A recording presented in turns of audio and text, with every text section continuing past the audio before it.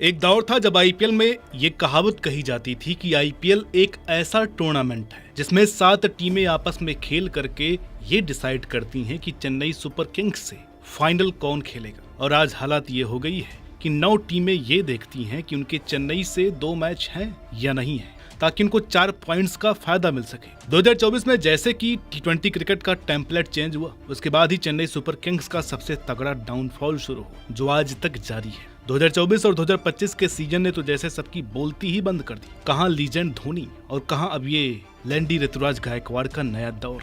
ऊपर से 2025 में जो तमाशा हुआ उसे तो फैंस याद भी नहीं करना चाहते। टीम अपनी हिस्ट्री में पहली बार पॉइंट्स टेबल में सबसे नीचे, यानी एकदम लल्लू बन करके आखिरी नंबर पर रही। अब तो गली मोहल्ले से लेकर टीवी तक बस एक ही शोर है कि क्या आईपीएल की सबसे धाकड़ टीम का टाइम अब सच में खत्म हो गया है, या फिर ये बस पिक्चर अभी बाकी है वाला सीन है। भैया, अगर चेन्नई के इस लंका लगने वाली कहानी को समझना है तो पहले उस सेटिंग को समझना पड़ेगा जिसने इन्हें फर्श से अर्श तक पहुंचाया था। चेन्नई का ये जो दबदबा था ना, वो कभी इस बात पर नहीं था कि उनके पास कागजों पर सबसे तगड़ी या एक्सप्लोजिव टीम थी, बल्कि असली खेल था तो वो सीएसके माइंड सेट।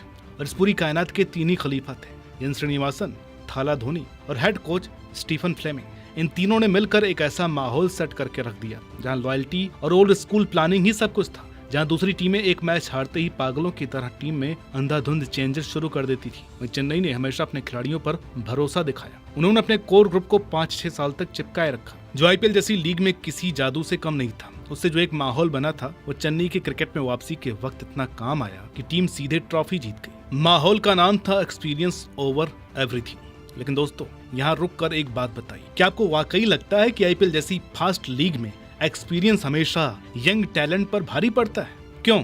2018 का वो कमबैक साल याद है जब 2 साल के बैन के बाद सीएसके वापस लौटी थी। ऑक्शन में उन्होंने शुभमन गिल और पृथ्वी शॉ जैसे यंग ब्लड वाले खिलाड़ियों को पूरी तरह ठंडे बस्ते में डाल दिया और उन प्लेयर्स पर पैसा लुटाया जो कि 30 की उम्र पार कर चुके थे। मीडिया और दूसरी टीमों ने इस डैड्स आर्मी का जम करके मजाक उड़ाया, बोले कि ये क्रिकेट टीम बना रहे हैं या रिटायरमेंट होम खोल रहे हैं। लेकिन भाई, इसी डैड्स आर्मी ने अगले 6 सालों में 3 बार ट्रॉफी जीतकर सबकी बोलती बंद कर दी। दूसरा, सीएसके की इस कामयाबी का एक बड़ा हिस्सा उनके घर यानी चेपॉक स्टेडियम की मिट्टी में दबा था। वहाँ की पिच जो कतई धीमी थी और बॉल को ऐसा पकड़ती थी कि स्पिनर्स की तो चांदी हो जाती थी। अपने पीक टाइम में चेपॉक में चेन्नई को हराना मतलब लोहे के चने चबाने जैसा था। जडेजा और शुरुआत के सालों में अश्विन ने वहाँ की हवा और पिच के टर्न का ऐसा तगड़ा इस्तेमाल किया कि बाहर से आने वाले बल्लेबाजों का दम घुटने लगता था। अपने घर में इस जबरदस्त दादागिरी की वजह से होता ये था कि अगर सीएसके बाहर के मैचों में फुस भी हो जाती थी तो भी उनका टॉप 4 में पहुंचना लगभग फिक्स रहता था। उन्होंने अपने घर को ऐसा अजय किला बना लिया था जहां विरोधी टीम आती तो शेर बन के थी, पर जाती एकदम ढेर होकर के थी। लेकिन अब इसका उल्टा हो रहा है, जिसमें केवल एक बेसिक चीज, एक बेसिक कमी सब कुछ बयां कर जाती है। तो देखिए, जब आईपीएल शुरू हुआ तो T20 क्रिकेट को इंटरनेशनल सर्किट में आए मुश्किल से 2 साल हुए थे और वनडे क्रिकेट ज्यादा खेली जाती थी। तो उस दौर में T20 क्रिकेट पर वनडे क्रिकेट का असर था, इसलिए आपको हर मैच में 200 प्लस का स्कोर नहीं दिखता था। और चेन्नई के पास ऐसे खिलाड़ी थे उस दौर में जो वनडे फॉर्मेट में थोड़ा सा अच्छा स्ट्राइक रेट रखते थे, चाहे वो हेडन हो, माइकल हसी हो या फिर खुद MS धोनी हो। लेकिन पिछले 2 या 3 सालों में T20 क्रिकेट इतना हावी हो चुका है कि वनडे में उसका असर दिखने लगा है। अब आप वनडे में तेज खेलने वाले खिलाड़ियों से उम्मीद नहीं कर सकते कि वो T20 में भी तेज खेलेंगे। तो आपको T20 वाले प्लेयर्स के हिसाब से टीम बनानी पड़ती है और चेन्नई सुपर किंग्स ने यहीं पर सबसे बड़ी गलती की। बाकी जो और भी छोटी बड़ी गलतियां उन्होंने की हैं, आइए उनकी भी बात करते हैं। 2024 का सीजन जब शुरू हुआ तो इसे एक बहुत बड़े बदलाव के तौर पर सामने रखा गया। टीम की सबसे बड़ी ताकत चार्म MS धोनी ने टूर्नामेंट शुरू होने से ठीक 1 रात पहले कप्तानी की चाबी ऋतुराज गायकवाड़ को सौंप दी। हालांकि शुरुआत तो एकदम बिंदास रही और टीम ने अपने जानी दुश्मन आरसीबी को पहले मैच में धो डाला। लेकिन जैसे जैसे टूर्नामेंट आगे बढ़ा, टीम की प्लानिंग और मिडिल ऑर्डर के इंटेंट में कमियां दिखने लगी।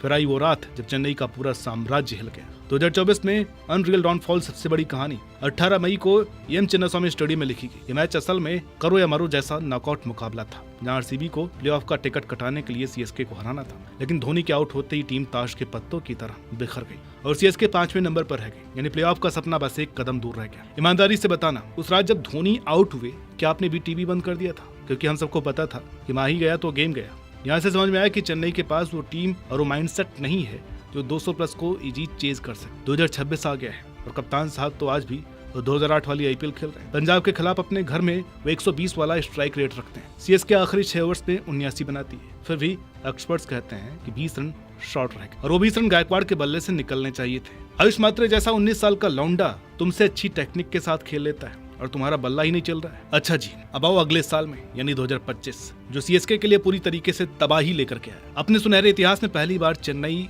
पॉइंट्स टेबल में सबसे नीचे यानी 10वें पायदान पर जा गिरी। चिपॉक का वो किला जो कोई फतह नहीं कर पाया था, वो पूरी तरह तहस नहस हो गया, क्योंकि टीम अपने ही घर में 5 मैच हार गई। लेकिन इस बर्बादी की कहानी मेगा ऑक्शन में ही लिखी जा चुकी थी। गायकवाड़, जडेजा, पथिराना, दुबे और धोनी को रिटेन करने के बाद मैनेजमेंट के पास 55 करोड़ रुपए का तगड़ा बजट था, लेकिन उन्होंने टी20 के नए और एग्रेसिव स्टाइल की जगह ओडीआई के स्पेशलिस्ट को चुना। उन्होंने रविचंद्रन अश्विन जैसे बढ़ती उम्र के खिलाड़ियों को 9 करोड़ 75 लाख रुपए में वापस ली और डेवन कॉनवे और सचिन रविंद्र की उसकी भी जोड़ी पर ही अड़े रहे, जो 220 प्लस वाले इस नए दौर के ताबड़तोड़ क्रिकेट में पूरी तरह फ्लॉप नजर आए। कप्तानी का झोल और चोटों ने रही सही कसर पूरी कर दी। ऋतुराज गायकवाड़ 20 सीजन में कोहनी की चोट की वजह से बाहर हो गए, जिसे 43 साल के MS धोनी को मजबूरी में वापस कप्तानी संभालनी पड़ी। हेड कोच स्टीफन फ्लेमिंग की फ्रस्ट्रेशन भी सामने आ गई जब उनसे पूछा गया कि क्या पुराने तरीके से क्रिकेट खेलना अब आउटडेटेड हो गया है, तो उन्होंने इसे एक फालतू सवाल बता दिया, जबकि बाद में उन्होंने चुपके से दबी आवाज में ही सही लेकिन मान ही लिया कि पावर हिटिंग के इस दौर में टीम खुद को बदलने में थोड़ी सी पीछे रह गई है। थोड़ी? अरे पूरी दुनिया की सभी टीमों में लास्ट में है सीएसके छक्के लगाने के मामले में। तो फ्लेमिंग साहब का कहना है कि थोड़ी सी पीछे रह गई। वाह, वैसे आपको क्या लगता है, चेन्नई वाकई थोड़ी पीछे या उनका पूरा सिस्टम ही आउटडेटेड हो चुका है? रुकिए, अगले 2 मिनट में जो आंकड़े मैं आपको बताने वाला हूँ उन्हें देख करके आपका सर घूम जाएगा। लेकिन अब सवाल यह है कि पावर हिटिंग के इस दौर में चेन्नई थोड़ी सी पीछे क्यों रह गई है? जवाब है उनकी सबसे बड़ी कमजोरी, उनका पुराना और जिद्दी अंदाज। 2024 और 2025 में टीम के डूबने की सबसे गहरी वजह ये थी कि आईपीएल में चल रहे 250 रन वाले माइंडसेट को ही अपना ही नहीं पाए। जब इम्पैक्ट प्लेयर वाला रूल आया तो हैदराबाद और कोलकाता जैसी टीमें बिना तो किसी डर के धुआंधार बैटिंग करने में उतर आई और लगभग हर दूसरे मैच में 220 का आंकड़ा पार करने लगी। और दूसरी तरफ चेन्नई अभी भी अपने पुराने ढर्रे पर चल रही थी कि पहले विकेट बचाओ, डीप लेकर के जाओ और आखिरी में तेज खेलो, जिसकी वजह से पाटा पिचों पर वो अक्सर बाकी टीमों से पीछे रहे। और यकीन नहीं होता तो आइए आंकड़ों से प्रूव करते हैं। पावर प्ले के आंकड़ों पर नजर डालें तो पहले तो 2025 और 2026 की शुरुआत में खेल एकदम से सुस्त नजर आता है। 2025 के सीजन में पावर प्ले के दौरान चेन्नई की डॉट बॉल परसेंटेज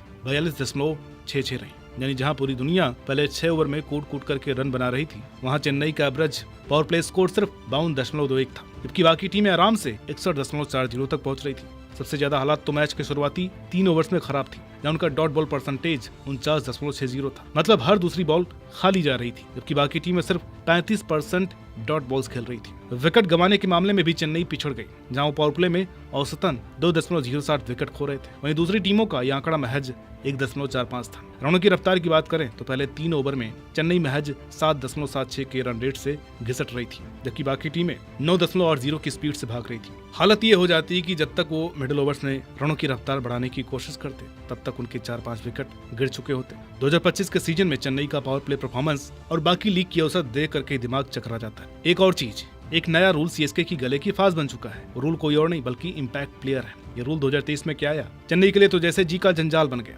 सच तो यह है कि यही रूल उनकी बर्बादी की एक बड़ी वजह साबित हुआ। पुराने टाइम में चेन्नई की सबसे बड़ी ताकत उनके धाकड़ ऑलराउंडर्स थे, जैसे ब्रावो, जडेजा, मॉर्कल और वॉटसन। लेकिन इस नए रूल ने खेल ही पलट दिया। अब टीमें एक एक्स्ट्रा स्पेशलिस्ट खिलाड़ी खिला सकती है, जिससे 11 खिलाड़ियों की टीम असल में 12 की हो जाती है। अब ऐसे में उन यूटिलिटी प्लेयर्स की वैल्यू खत्म हो गई, जो थोड़ा बैटिंग और थोड़ा बॉलिंग कर लेते थे। तो चेन्नई सुपर किंग्स की 2024 और 2025 वाली ये जो लंका लगी है ना, वो इस बात का परफेक्ट एग्जांपल है कि भाई तुम पुराने ढर्रों पर कब तक चलोगे। मतलब वही 2010 वाला घिसा पिटा फॉर्मूला, खिलाड़ियों से वफादारी, बढ़ती उम्र वाले पुराने धुरंधर्स और स्पिनर्स से सामने वाली टीम का दम घोटना। इसी चक्कर में ये फ्रेंचाइजी 2024 के इस नए दौर की तूफानी बैटिंग वाले टेम्पलेट के सामने एकदम ढेर हो गई। अब अगर सीएसके को आगे चलकर पॉइंट्स टेबल में सबसे नीचे जाने वाली बेइज्जती से बचना है, तो उन्हें इस यादों का कारवां से बाहर निकलना ही पड़ेगा। उन्हें आज की T20 क्रिकेट के इस मारधाड़ और सुपर फास्ट स्टाइल को अपनाना ही होगा।